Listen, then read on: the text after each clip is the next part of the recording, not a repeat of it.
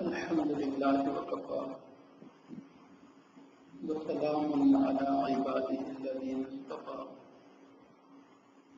أما بعد فأعوذ بالله من الشيطان الرجيم بسم الله الرحمن الرحيم ألا لله الدين الخالص سبحان ربك رب العزة عما يصفون وسلام على المرسلين والحمد لله رب العالمين اللهم صل على سيدنا محمد وعلى آل سيدنا محمد وبارك وسلم اللهم صل على سيدنا محمد وعلى آل سيدنا محمد وبارك وسلم اللهم صل على سيدنا محمد وعلى آل سيدنا محمد وبارك وسلم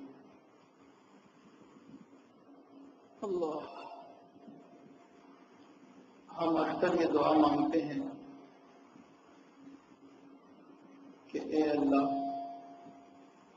ہمارے اعمال کو قبول فرما،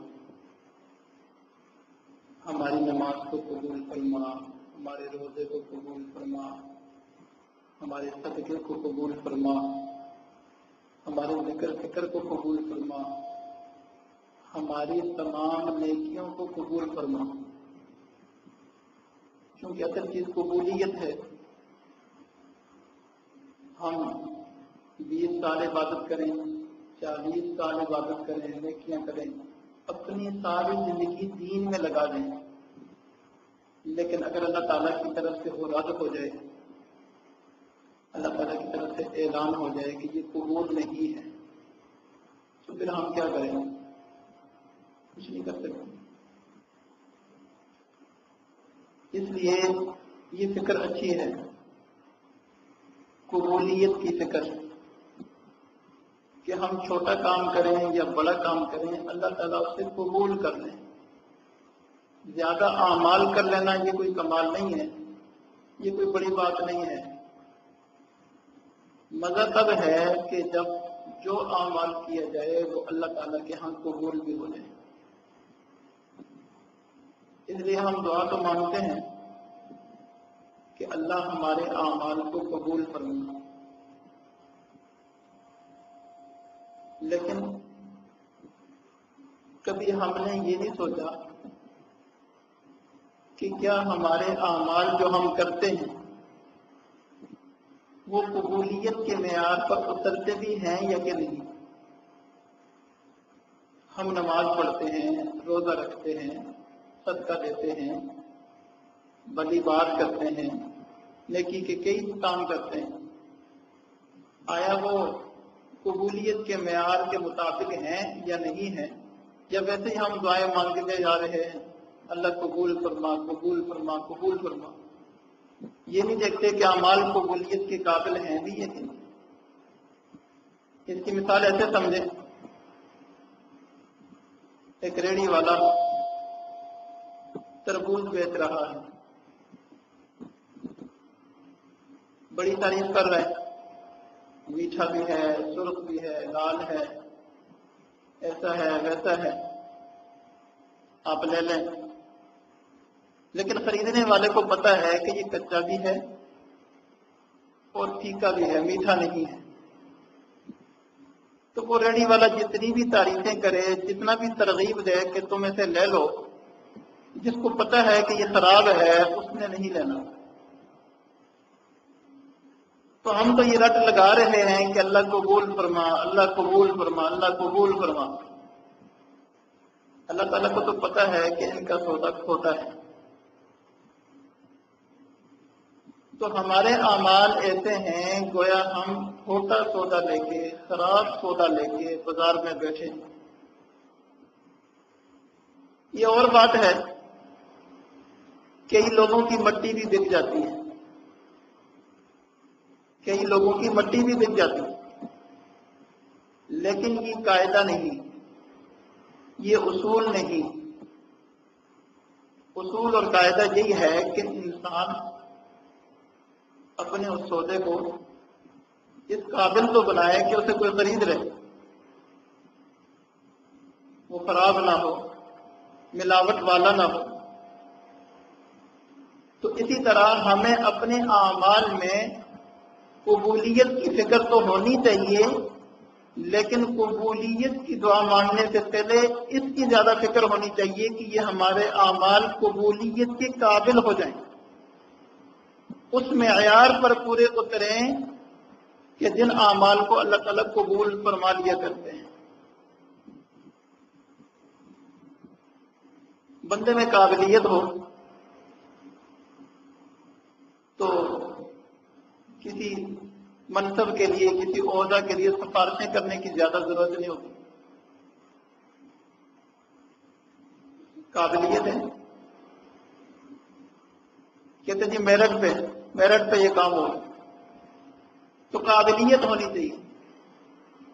اسی طرح اگر ہمارے اعمال ان شرائط پر اور اس معیار پر پورے اتریں گے جن سے اعمال قبول ہو جاتے ہیں، تو اللہ تعالیٰ ہمارے اعمال قبول کر لیں گے۔ لہذا اب ہمیں سب سے پہلے ان شرائط کو دیکھنا چاہیے، وہ کون سی شرائط ہیں کہ جو اعمال میں پائی جائیں تو پھر اعمال قبول ہو جاتے ہیں۔ 3 چیزیں ہیں۔ سب سے پہلے اخلاص، جو بھی عمل کیا اس کے اندر اخلاص ہو۔ دوسری چیز اتباع سنت، وہ کام نبی علیہ الصلوۃ والسلام کی سنت کے مطابق ہو۔ ایک بندہ ساری زندگی رات کو سوتا نہیں، ساری رات عبادت میں گزارتا ہے، لیکن اس کی عبادت سنت طریقے کے مطابق نہیں، تو وہ رد ہے، قبول نہیں ہے۔ تیسری چیز اعمال کے اندر تقوی۔ اللہ تعالیٰ کا ارشاد انما یتقبل اللہ من المتقین، اللہ تعالیٰ متقی لوگوں کے اعمال کو قبول فرما لیتے ہیں۔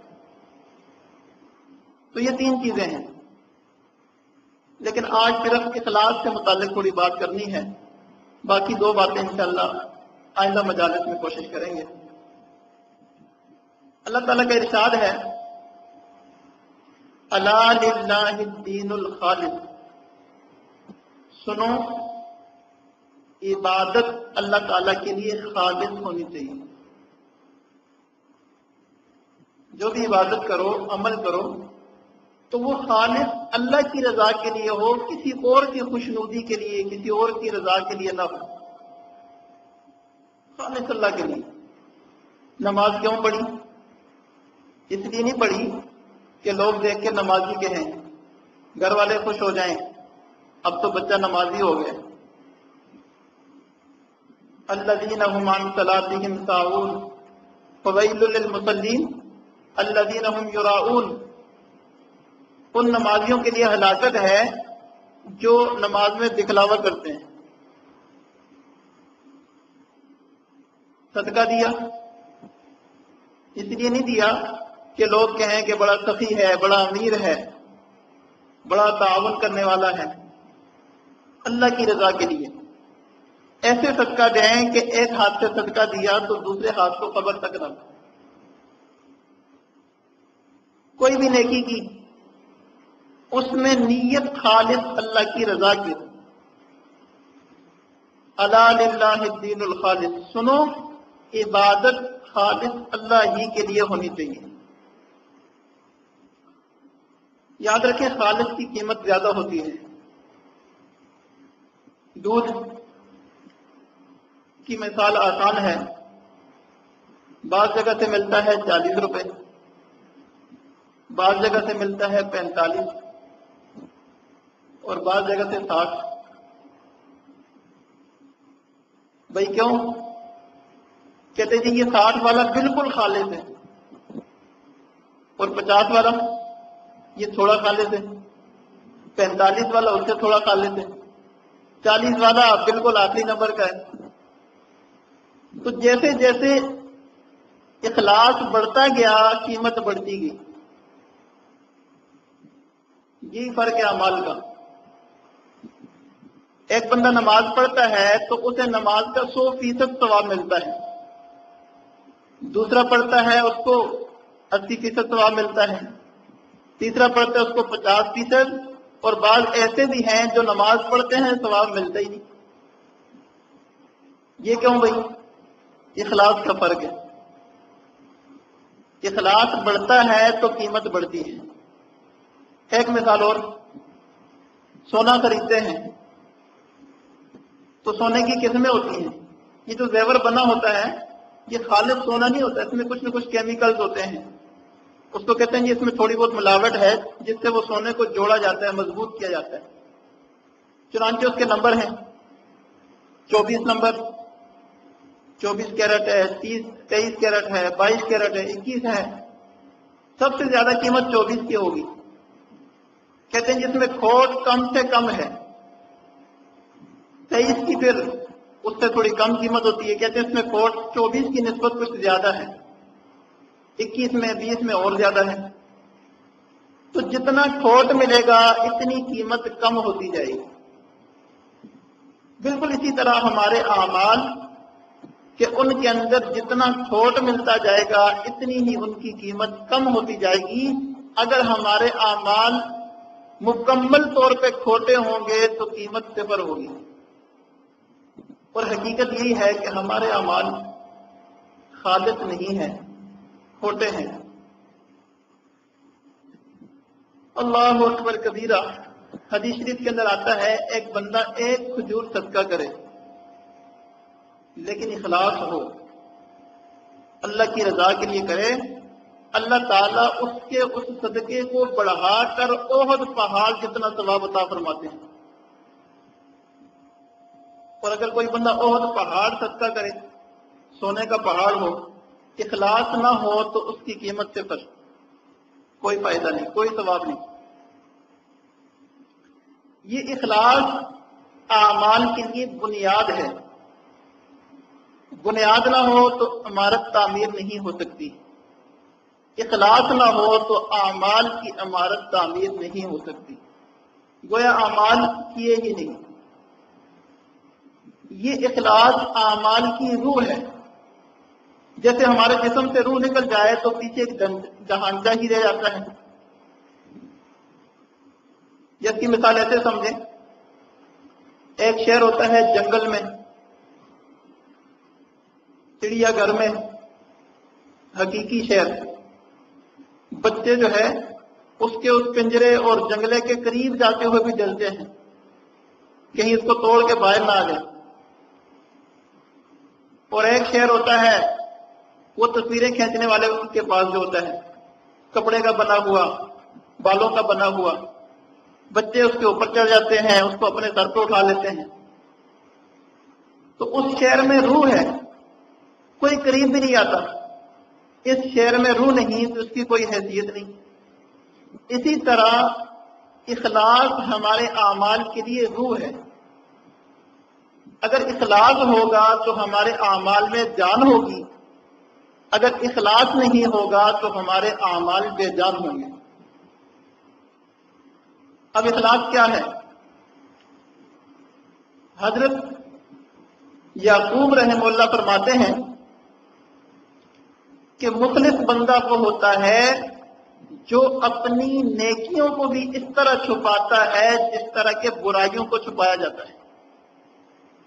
مخلص بندہ وہ ہوتا ہے جو اپنی نیکیوں کو اس طرح چھپاتا ہے جس طرح برائیوں کو چھپایا جاتا ہے. اس بات پہ ذرا غور کریں. ہم میں سے کسی دوست کو رات کو اٹھنے کی توفیق ہو جاتی ہے تو وہ رات کو اٹھ کے دروازے پہ جاتا ہے، دوسروں کو پتہ چلے کہ کوئی اٹھا ہے رات کو. لیکن کئی دفعہ دوسروں کی نیند اتنی پکی ہوتی ہے کہ چاہے وہ جتنا شور کرے وہ نہیں اٹھتے، وہ تن پہ مست بھی نہیں ہوتے، ان کو نہیں پتہ چلتا. تو صبح پھر وہ کہتے ہیں رات کو میں اٹھا تھا تو یہاں بلی تھی، میں نے اس کو ایسے مارا اور ایسے کیا. یعنی وہ بلی کو مارنے کے ضمن میں ساتھ میں یہ اپنا اشتہار لگاتا ہے کہ میں رات کو اٹھا تھا. ایک بندے نے حج کیا، دوسرا حج کیا، اب کہیں مجلس میں بیٹھا بات کر رہا ہے تو کہہ رہے کہ جب میں دوسرے حج پہ گیا تو اس وقت یہ واقعہ پیش آیا۔ اب بھائی اپنے دونوں حجوں کا بتانے کی کیا ضرورت؟ 2 کیے ہیں، 4 کیے ہیں، اب اس میں نمبر لگانے کی کیا ضرورت؟ تو اپنی نیکیوں کو بتانے والا شخص مخلص نہیں ہوتا۔ مخلص وہ ہوتا ہے جو اپنی نیکیوں کو برائیوں کی طرح چھپائے، کسی کو بتائے نہیں۔ ایک اور بزرگ ہیں، وہ فرماتے ہیں کہ الاخلاص فقد رؤیت الاخلاص، اخلاص یہ ہے کہ اخلاص نظر نہ آئے، اخلاص یہ ہے کہ اخلاص نظر نہ آئے۔ اعمال تو کیے اخلاص کے ساتھ، لیکن پھر بھی اسے فکر لگی ہوئی ہے، ایک پریشانی لگی ہوئی ہے کہ میں نے جو اعمال کیے ہیں ان میں کہاں اخلاص ہے؟ اخلاص نہیں ہے، یہ میرے اعمال قبولیت کے قابل نہیں ہیں، قبولیت کے معیار پر پورے نہیں اترتے۔ یہ فکر لگ جانا یہ اخلاص ہے۔ اس لیے کہ من شاہد فی اخلاصہ الاخلاص فقد احتاج اخلاصہ الی الاخلاص، جسے اپنے اخلاص میں اخلاص نظر آئے اس کا اخلاص کا محتاج ہوا کرتا ہے۔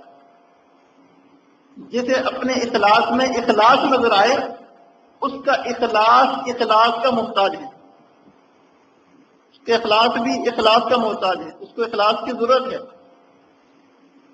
اگر کوئی بندہ یہ سمجھے کہ میرے اندر اخلاص آ گیا تو یہ عجب ہے۔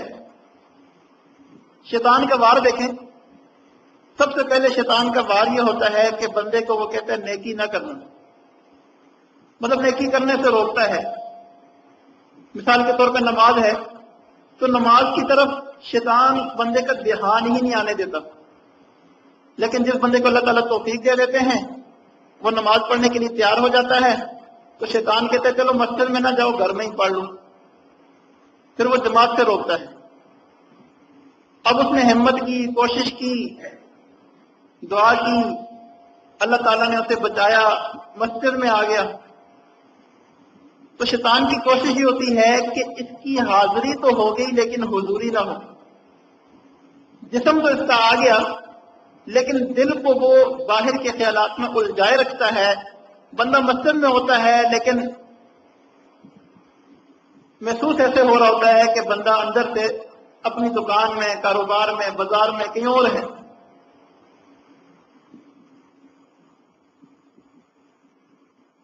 ایک بزرگ فرماتے ہیں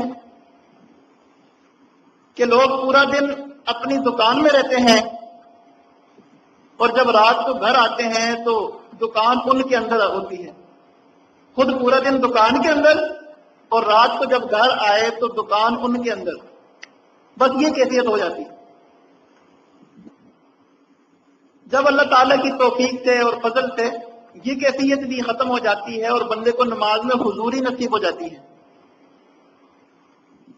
تو اس وقت جو ہے بندے کے اندر ریا، شیطان ریا کے ذریعے حملہ کرتا ہے کہ اب تو ماشاءاللہ بڑی حضوری والی اور لمبی لمبی نمازیں اور لمبے لمبے سجدے ہو رہے ہیں، دیکھنے والے کیا کہہ رہے ہوں گے، ماشاءاللہ بڑی اچھی نماز پڑھ رہا ہے۔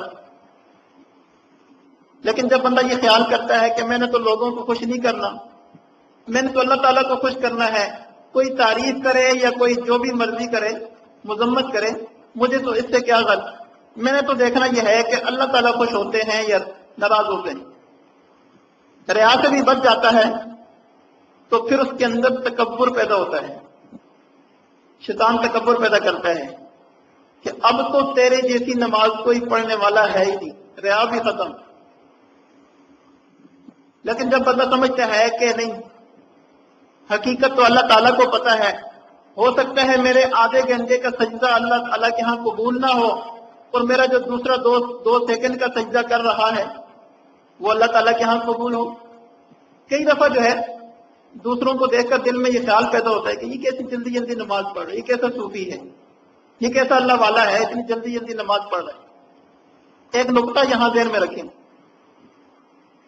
عام طور پہ جو اللہ والے ہوتے ہیں اللہ تعالیٰ نے ان کے وقت کے عرض میں اضافہ کیا ہوتا ہے، ان کے وقت کے طول تو برابر ہوتا ہے لیکن عرض کے اندر برکت ہوتی ہے۔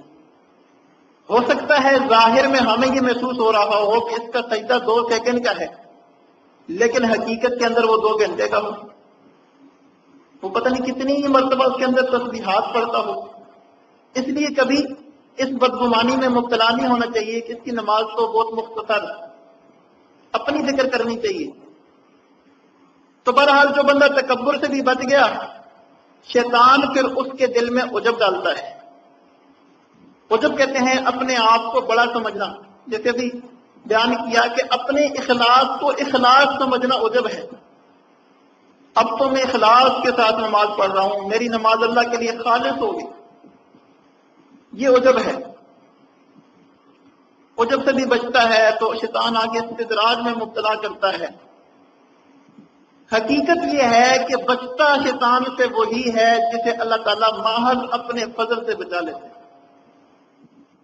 محض اپنے فضل سے بچا لیتے۔ تو اس لیے اپنے اخلاص کو اخلاص سمجھنا یہ بھی نقصان دہ ہے اور اخلاص کے خلاف ہے۔ ایک بزرگ تھے، انہوں نے کئی سالوں تک صف اول میں پابندی کے ساتھ نماز پڑھی، تکبیر اللہ کے ساتھ صف اول میں۔ ایک دن اچانک ایسا ہو گیا کہ وہ تھوڑا سا ان کو تاخیر ہو گئی اور صف اول ان کی قضا ہو گئی۔ پہلی صف میں لوگ بھر گئے، انہیں جگہ نہ ملی، ان کو مجبوراً پچھلی صف میں کھڑا ہونا پڑا۔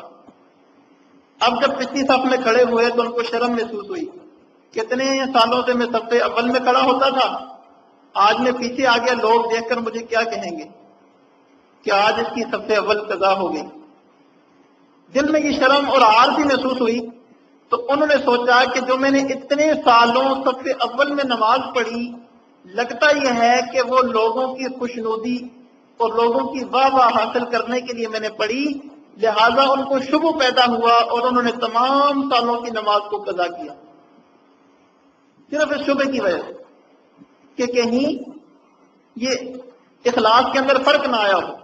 تمام سالوں کی نماز کو انہوں نے قضا کیا اور دوبارہ پڑھا۔ اللہ اکبر کبیرہ، اخلاص بڑی عجیب چیز ہے، اخلاص والے ہمیشہ آگے بڑھ جاتے ہیں۔ ہمارے حضرت جی دامت برکاتہم نے مکتبۃ الفقیر کے جو ذمہ دار ہیں حاجی صدیق صاحب دامت برکاتہم، ان سے پوچھا کہ ہمارے مکتبے کی سب سے زیادہ کتابیں کون لیتا ہے؟ تو انہوں نے فرمایا، عرض کیا کہ پشاور کے اندر ایک مکتبہ ہے جس کا نام ہے دار الاخلاص، وہ سب سے زیادہ کتابیں لیتے ہیں۔ تو حضرت نے بے ساختہ جو ہے جملہ فرمایا، شاہ فرمائے اخلاص والے ہمیشہ آگے بڑھ جاتے ہیں، اخلاص والے ہمیشہ آگے بڑھ جاتے ہیں۔ اور حضرت کا یہ جملہ ایسا بہترین سبق ہے کہ جو بندہ اس سبق کو بھی یاد کر لے کہ اخلاص والے ہمیشہ آگے بڑھ جاتے ہیں، بس اس کی کامیابی پکی ہے۔ تو ہم یہ سبق کو یاد کر لیں، اخلاص والے ہمیشہ آگے بڑھ جاتے ہیں۔ اپنے اندر اخلاص پیدا کریں، اللہ تعالیٰ برکت عطا فرمائیں گے۔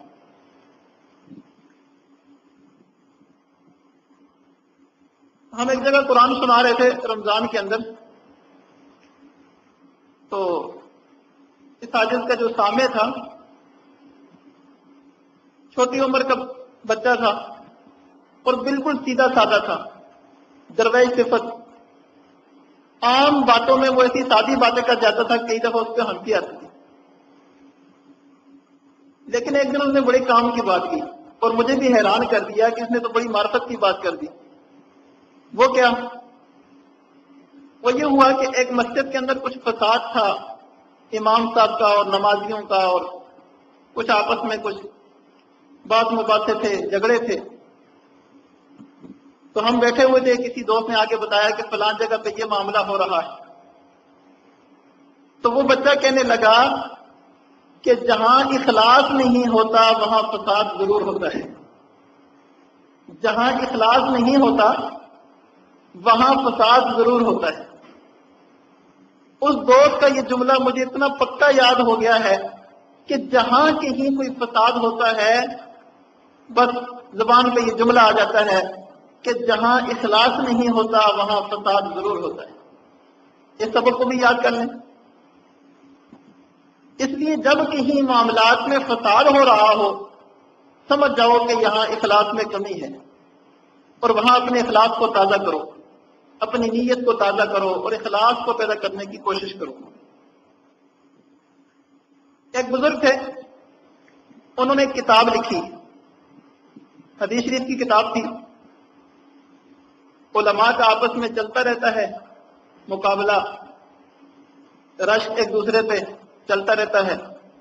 تو زمانے کے دوسرے علماء کو پتہ چلا کہ فلاں علامہ صاحب فلاں کتاب لکھ رہے ہیں، تو ان علماء نے جلدی سے اسی نام سے اور اسی موضوع پر وہی کتاب سب علماء نے لکھ دی کہ ان کی کتاب آنے سے پہلے پہلے ہماری کتاب جو ہے منظر عام پہ آ جائے، اور اس کتاب کو اتنی اہمیت نہ ملے اور ہماری کتاب آگے آ جائے۔ چنانچہ ان بزرگ کو کسی نے اطلاع دی کہ آپ کے یہ کتاب جو ہے اس کا موضوع چوری ہو گیا ہے اور کئی لوگ اس موضوع پہ لکھ رہے ہیں اور اس کا آپ کو نقصان ہوگا، حالانکہ کوشش تو آپ نے شروع کی تھی۔ تو حضرت نے فرمایا کہ کوئی مسئلہ نہیں، نو پرابلم، کوئی ٹینشن نہیں، کوئی مسئلہ نہیں۔ کیوں جی؟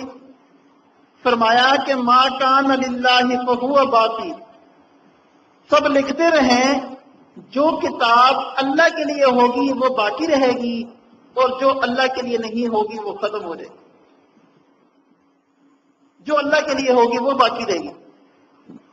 چنانچہ سب علماء نے کتابیں لکھی، لیکن پتہ نہیں ان سب علماء کی وہ کتابیں کہاں گئی۔ آج تو صرف وہی ایک کتاب ان بزرگ کی نظر آتی ہے، ما کان للہ فہو باقی۔ انہوں نے اللہ کے لیے لکھی تھی اور باقی علماء نے ان کے مقابلے کے لیے لکھی تھی۔ تو جو اللہ کے لیے تھی وہ باقی رہی، جو مقابلے کے لیے تھی وہ ختم ہو گئی۔ اس لیے ہم اخلاص کو اپنے اندر پیدا کرنے کی کوشش کریں۔ اخلاص کیا ہے؟ حضرت حسن بصری رحمہ اللہ سے کسی نے پوچھا اخلاص کیا ہے؟ فرمایا چرواہا بکریوں کو جب چرا رہا ہوتا ہے تو نماز کا وقت ہوتا ہے، وہ نماز پڑھتا ہے، بھلا کیا اس کے دل میں یہ خیال آتا ہے کہ یہ بکریاں میری تعریف کریں گی؟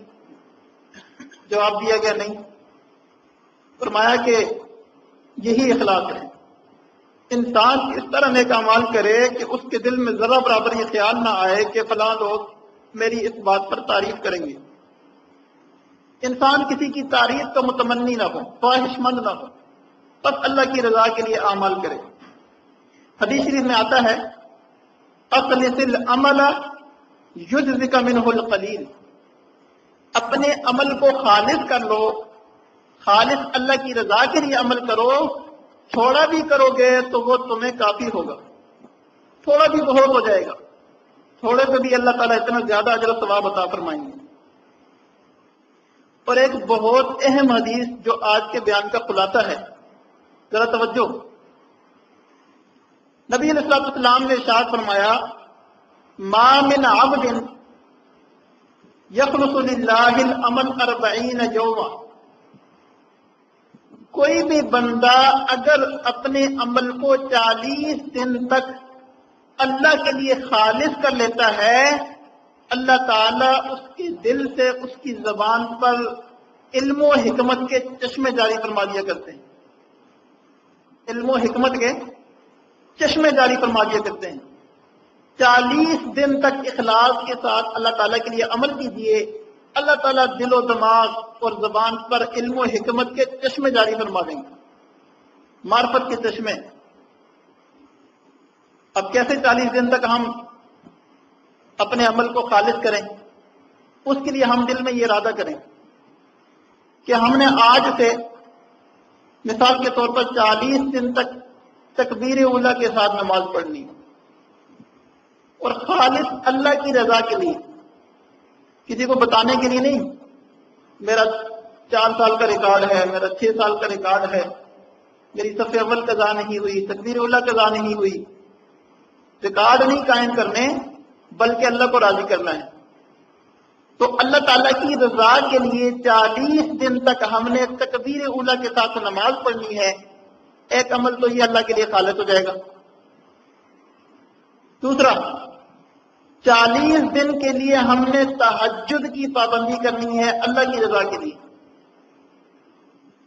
اللہ کی رضا کے لیے ہم 40 دن تہجد پڑھیں گے تو یہ عمل بھی اللہ تعالیٰ کے لیے خالص ہو جائے گا۔ نمبر 3، آج سے 40 دن تک ہم نے جو ہمارے معمولات ہیں 5 ان میں ناغہ نہیں کرنا۔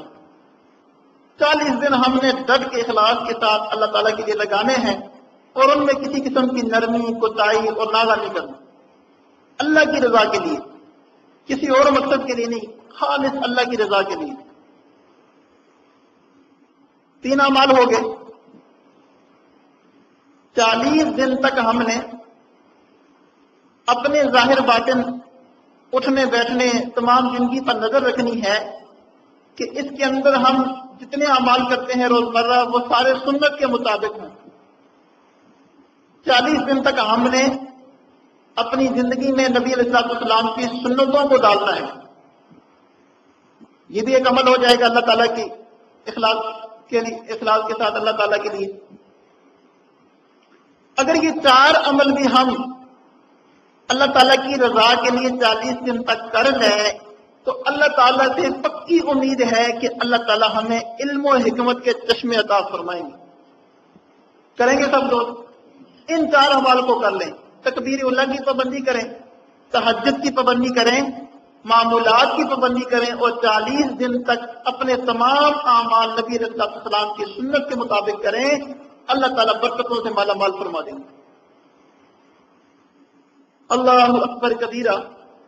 نبی علیہ السلام نے ارشاد فرمایا، ثلاث لا یغل علیہن قلب رجل مسلم۔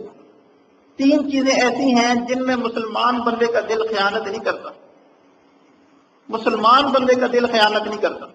ایک چیز اخلاص للہ تعالی، اپنے عمل کو اللہ تعالیٰ کے لیے خالص کرنا۔ اس میں اگر بندے کا دل مسلمان ہے تو وہ خیانت نہیں کرتا، وہ اللہ ہی کے لیے کرتا ہے۔ والنصیحۃ للولاۃ، اپنے حکمرانوں کو، بڑوں کو نصیحت کرنا۔ ولزوم الجماع، اور جماعت کو لازم پکڑنا۔ اس لیے ہمیں چاہیے کہ ہم کوئی بھی چھوٹا عمل کریں یا بڑا عمل کریں خالص اللہ تعالیٰ کی رضا کے لیے کریں تاکہ وہ ہماری نجات کا ذریعہ بنے اور ہماری مقبولیت کا ذریعہ بنے۔ اور یاد رکھیں کئی دفعہ بڑے اعمال تو ایسے ہوتے ہیں کہ ان میں اخلاص کو پیدا کرنا مشکل ہوتا ہے۔ چھوٹے چھوٹے اعمال ایسے ہوتے ہیں کہ جن اعمال کی بندے کے دل میں بھی کوئی اہمیت نہیں ہوتی کہ یہ اگر میں نے کر لیا تو کون سا تیر مار لیا، بندہ اس کو چھوٹا سا عمل سمجھتا ہے، لیکن اخلاص ہوتا ہے تو اللہ تعالیٰ کے ہاں وہ عمل بہت بڑا ہو جاتا ہے۔ اس کی ایک مثال کہ زبیدہ خاتون نے بہت نہریں بنوائی، بہت رفائی کام کروائے۔ جب اس کی وفات ہوئی تو کسی نے اس کو خواب میں دیکھا اور کہا کہ ملکہ زبیدہ آپ نے تو بڑے کام کیے تھے، اللہ نے آپ کی بخشش فرما دی ہوگی۔ تو فرمانے لگی کہ بخشش تو فرما دی مگر بڑے کاموں کی وجہ سے نہیں، بلکہ اس وجہ سے کہ میں ایک دن کھانا کھا رہی تھی، لقمہ میں نے اٹھایا، منہ میں لے جانے لگی تو اچانک مسجد سے اذان کی آواز آئی۔ میں نے دیکھا کہ میرے سر پہ دوپٹہ مکمل نہیں ہے، میں نے لقمہ وہاں روکا اور دوپٹہ سر پہ مکمل کیا، پھر اس کے بعد میں نے کھانا کھایا۔ اس ایک معمولی عمل کی وجہ سے اللہ تعالیٰ نے فرمایا کہ وہ کام تو نے میری رضا کے لیے کیا تھا، خالص میرے لیے کیا تھا، کسی کو دکھانے کے لیے نہیں تھا، اس لیے اس عمل کی وجہ سے تیری نجات ہو۔ امام ربانی مجدد الثانی رحمہ اللہ ایک دفعہ بیت الخلاء میں گئے اور ہاتھ پہ دیکھا کہ سیاہی لگی ہوئی ہے، آلات علم میں سے ہے۔ اب سوچا کہ یہ سیاہی ہے، اس سے تو میں علم سیکھتا ہوں، لکھتا ہوں، اگر میں یہاں ہاتھ دھوؤں گا تو پانی میں یہ سیاہی دھلے گی اور باتھ روم میں جائے گی، اس کی بے ادبی ہوگی، لہٰذا اپنا تقاضا روکا، باہر آئے اور آ کے ہاتھ دھوئے اور پھر دوبارہ واپس اندر گئے۔ اسی دن اللہ تعالیٰ نے الہام فرمایا کہ اے احمد، تو نے ہمارے نام کی عزت کی اس وجہ سے ہم نے تیری مغفرت کر دی۔ تو کئی دفعہ معمولی عمل ایسا ہوتا ہے جو اللہ تعالیٰ کے ہاں زیادہ قبول ہو جاتا ہے، اس لیے کسی نیکی کو چھوٹا سمجھ کے چھوڑ نہیں دینا چاہیے، بلکہ چھوٹی چھوٹی نیکیوں میں زیادہ اخلاص ہوتا ہے۔ تو ہم یہ نظر رکھیں کہ چھوٹا کام ہو یا بڑا کام ہو، خالص اللہ کی رضا کے لیے ہو۔ ایک لمحے کے لیے ہم استحضار کر لیا کریں نیت کا کہ یہ کام میں کیوں کر رہا ہوں، آیا میں کسی دنیاوی مقصد کے لیے تو نہیں کر رہا، اپنی نفسانی خواہش کے لیے تو نہیں کر رہا، اللہ کی رضا کے لیے ہونا چاہیے۔ ایک بزرگ تھے، کچھ دوست ان کے پاؤں دبا رہے تھے، تو وہ بزرگ فرمانے لگے کہ بھائی دبانے والوں کو بھی ثواب مل رہا ہے اور پاؤں دبوانے والے کو بھی ثواب مل رہا ہے۔ دوستوں نے پوچھا کہ حضرت ہم تو محنت کر رہے ہیں، دبا رہے ہیں، ہمیں تو ثواب ملنا سمجھ میں آ رہا ہے، آپ تو آرام سے بیٹھے ہوئے ہیں، آپ کو کیا ثواب مل رہا ہے؟ تو حضرت نے فوراً اپنے پاؤں سمیٹ لیے اور سمیٹ کے فرمانے لگے کہ اب تم دبانے کا ثواب لو۔ اب ظاہر ہے وہ دبانے کا موقع دیں گے تو تب ان کو ثواب ملے گا۔ تو دیکھیں اب فائدہ اپنا ہے، لیکن نیت اچھی کر لی تو پاؤں دبوانے والے کو بھی ثواب مل رہا ہے۔ اس لیے ہمارے حضرت فرماتے ہیں کہ اگر کوئی خدمت کرنا چاہے تو اس کو روکا نہ کریں، اس کو کرنے دیا کریں، کیونکہ ہم تو خدمت کے قابل نہیں، لیکن اگر یہ خدمت کریں گے تو ان کو فائدہ ہو جائے گا، ان کو فائدہ ہو جائے گا۔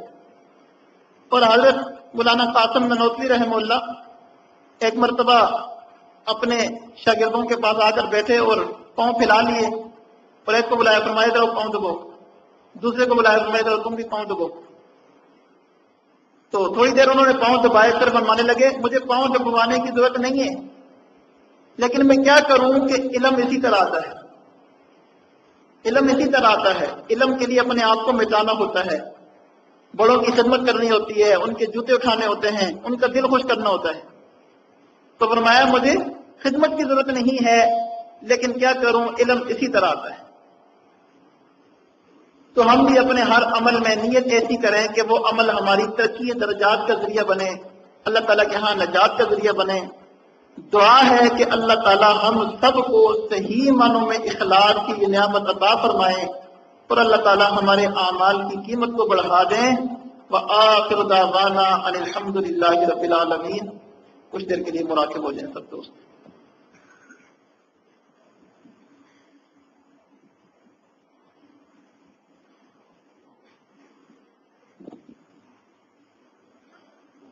ایک مراقبے کا ڈھانچہ ہے، آنکھیں بند کر لی، سر جھکا لیا، دنیا و ما فیہا سے ہٹ کر کے اپنی توجہ دل کی طرف کر لی، دل اللہ اللہ کر رہا ہے اور ہم سن رہے ہیں۔ یہ مراقبے کا ڈھانچہ ہے، اور ایک اس کی روح ہے جس کا نام ہے اخلاص، کہ یہ ہم اللہ اللہ کیوں کر رہے ہیں، اللہ تعالیٰ کی رضا کے لیے کر رہے ہیں۔ یہ ڈھانچہ بھی ہو اور اس کے ساتھ ساتھ روح بھی ہو، تب صحیح معنوں میں ہمیں فیض ملے گا اور فائدہ ہوگا۔ اخلاص کے ساتھ، یکسوئی کے ساتھ، محبت پیار کے ساتھ اپنے دل سے اللہ اللہ کی آواز کو سنیے۔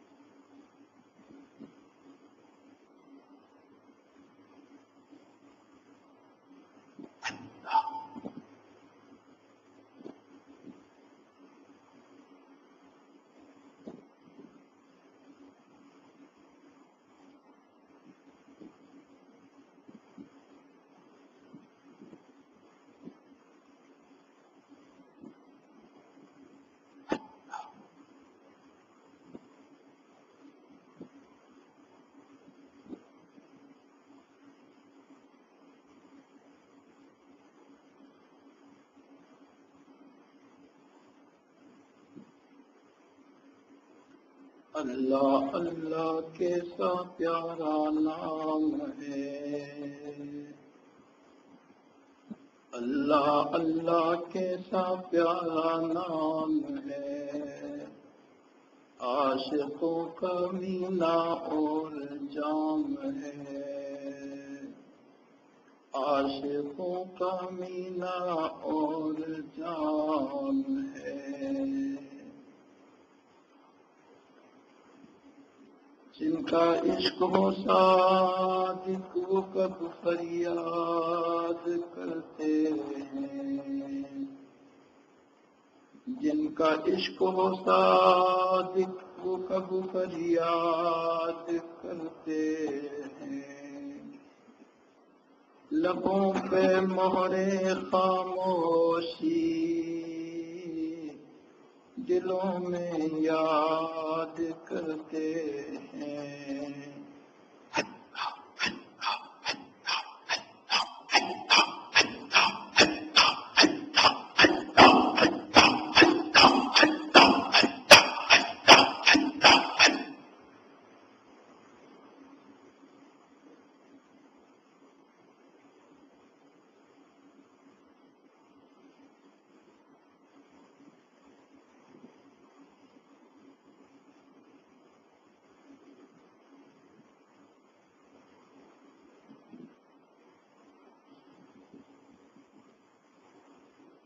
تصور میں تجھے لا کر مدہوش رہتے ہیں، تصور میں تجھے لا کر مدہوش رہتے ہیں، مثل شمع جلتے ہیں مگر خاموش رہتے ہیں، مثل شمع جلتے ہیں مگر خاموش رہتے ہیں۔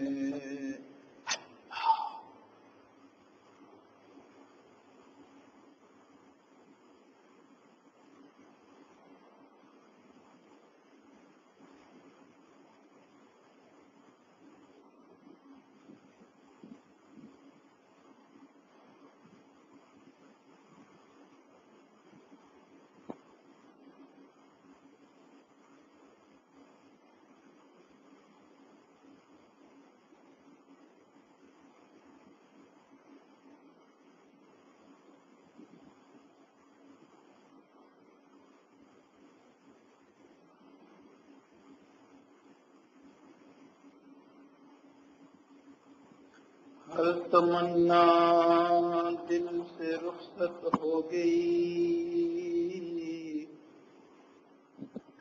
ہر تمنا دل سے رخصت ہو گئی،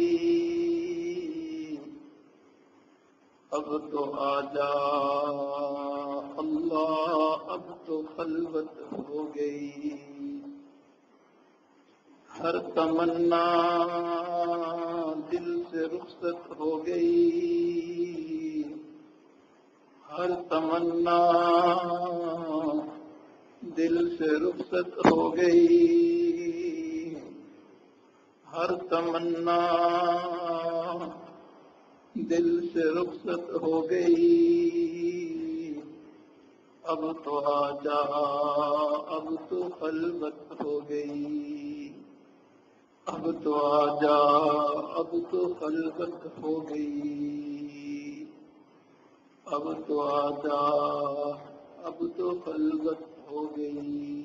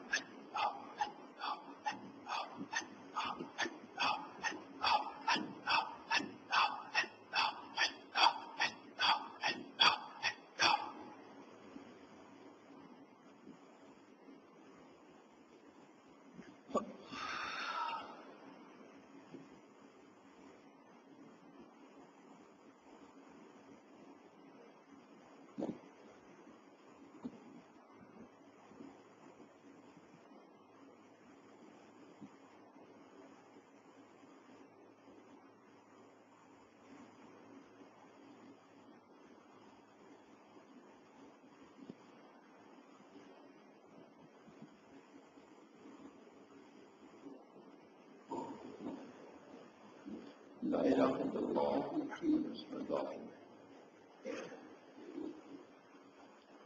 اللهم صل على سيدنا محمد وعلى آل سيدنا محمد وبارك وسلم. ربنا ظلمنا أنفسنا وإن لم تغفر لنا وترحمنا لنكونن من الخاسرين. ربنا هب لنا من أزواجنا وذرياتنا قرة أعين واجعلنا للمتقين إماما. رب ارحمهما كما ربياني صغيرا. رب ارحمهما كما ربياني صغيرا. رب ارحمهما كما ربياني صغيرا. ربنا لا تدع لنا ذنبا إلا غفرته ولا هما إلا فرجته ولا دينا إلا قضيته ولا حاجة من حوائج الدنيا والآخرة هي لك رضا إلا قضيتها يا أرحم الراحمين. ربنا لا تزغ قلوبنا بعد إذ هديتنا وهب لنا من لدنك رحمة إنك أنت الوهاب. ربنا إننا سمعنا مناديا ينادي للإيمان أن آمنوا بربكم فآمنا. ربنا فاغفر لنا ذنوبنا وكفر عنا سيئاتنا وتوفنا مع الأبرار. ربنا وآتنا ما وعدتنا على رسلك ولا تخزنا يوم القيامة إنك لا تخلف الميعاد. ربنا لا تحمل علينا إصرا كما حملته على الذين من قبلنا. ربنا ولا تحملنا ما لا طاقة لنا به واعف عنا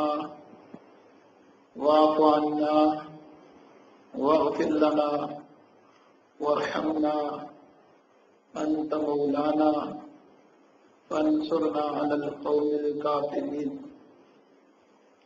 ربنا آتنا في الدنيا حسنة وفي الآخرة حسنة وقنا عذاب النار. رب اجعلني مقيم الصلاة ومن ذريتي ربنا وتقبل دعاء. ربنا اغفر لي ولوالدي وللمؤمنين والمؤمنات يوم يقوم الحساب. رب اغفر وارحم وأنت خير الراحمين. رب اغفر وارحم وأنت خير الراحمين. ربنا آتنا من لدنك رحمة وهيئ لنا من أمرنا رشدا رب إني ظلمت نفسي فاغفر لي فإنه لا يغفر الذنوب إلا أنت.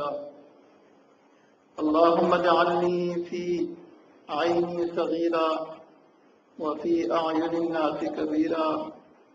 اللهم لا في أرضنا بركتها وزينتها وسكنها ولا تحرمنا بركة ما أعطيتنا ولا تفتنا فيما أحرمتنا.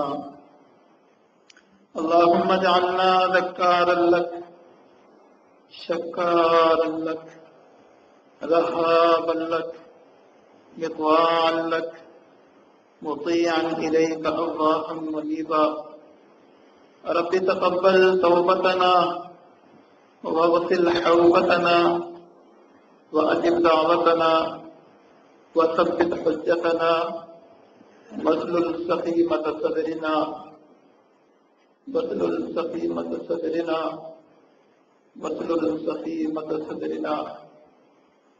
اللهم إنا نسألك حبك وحب من يحبك وحب عمل يقربنا إلى حبك.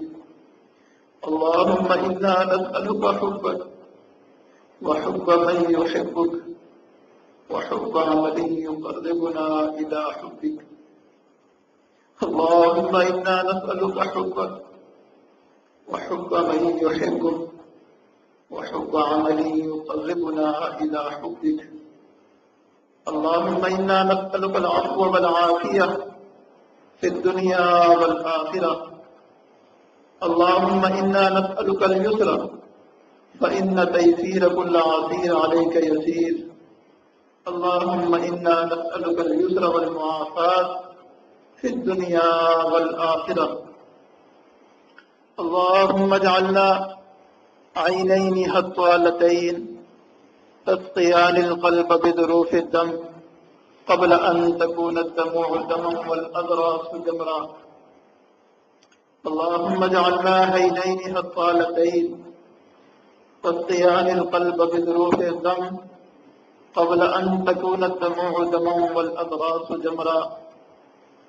اللهم اكفنا بحلالك عن حرامك وأغننا بفضلك عمن سواك. اللهم يا كبير يا سميع يا بصير يا من لا شريك له ولا وزير له، يا خالق الشمس والقمر المنير، يا عصمة البائس الفقير، ندعوك دعاء البائس الفقير كدعاء المضطر الذليل. اللهم اجعل القرآن ربيع قلوبنا وجلاء حزننا وذهاب همنا بفضلك وكرمك يا أرحم الراحمين، بفضلك وكرمك يا أرحم الراحمين. اللهم اجعلني في قلبي نورا وفي سمعي نورا وفي بصري نورا وعن يميني نورا وعن شمالي نورا ومن خلفي نورا ومن إمامي نورا، واجعل في بشري نورا وفي لساني نورا وفي لحمي نورا وفي دمي نورا وفي شعري نورا وفي جسدي نورا. اللهم أعطني نورا وأعلم لي نورا واجعل في نفسي نورا واجعلني نورا. ربنا أتمم لنا نورنا واغفر لنا إنك على كل شيء قدير، إنك على كل شيء قدير.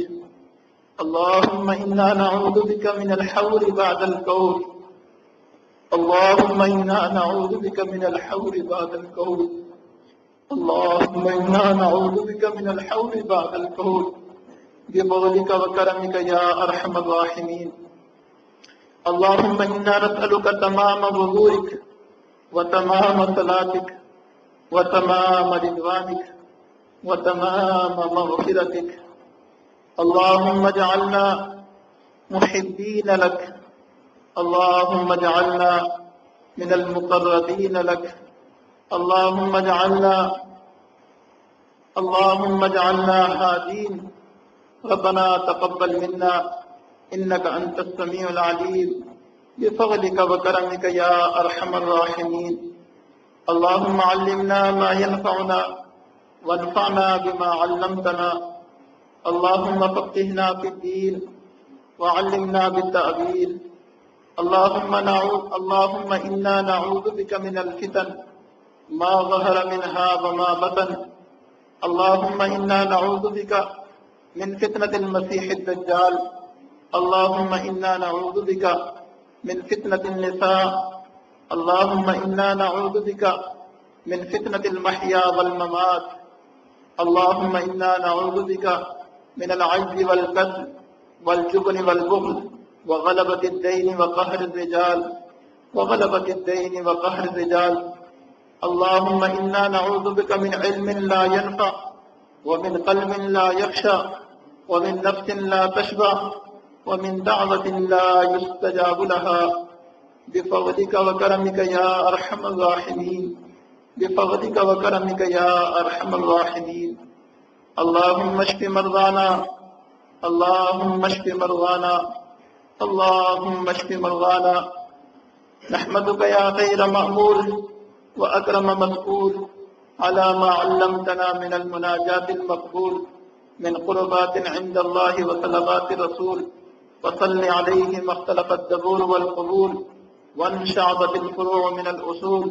ثم نسألك بما سنقول ومنا السؤال ومنك القبول، ومنا السؤال ومنك القبول، ومنا السؤال ومنك القبول. اللهم تقبل هذه الدعوات أولا في حق سيدنا ومرشدنا حضرت محمد مصطفیٰ صلی اللہ علیہ وسلم، ثم تقبل هذه الدعوات في سيدنا ومرشدنا حضرت مولانا پیر ذوالفقار النقشبندی مجددی دامت برکاتہم العالیہ، ثم تقبل في جميع مشائخنا الكرام وأساتذتنا الكرام، ثم تقبل هذه الدعوات في حق والدي ووالدتي وجميع إخوتي وأخواتي وجميع الأصدقاء. ربنا تقبل منا إنك أنت السميع العليم وتب علينا إنك أنت التواب الرحيم. وصلى الله تعالى على خير خلقه محمد وعلى آله وأصحابه أجمعين برحمتك يا أرحم الراحمين.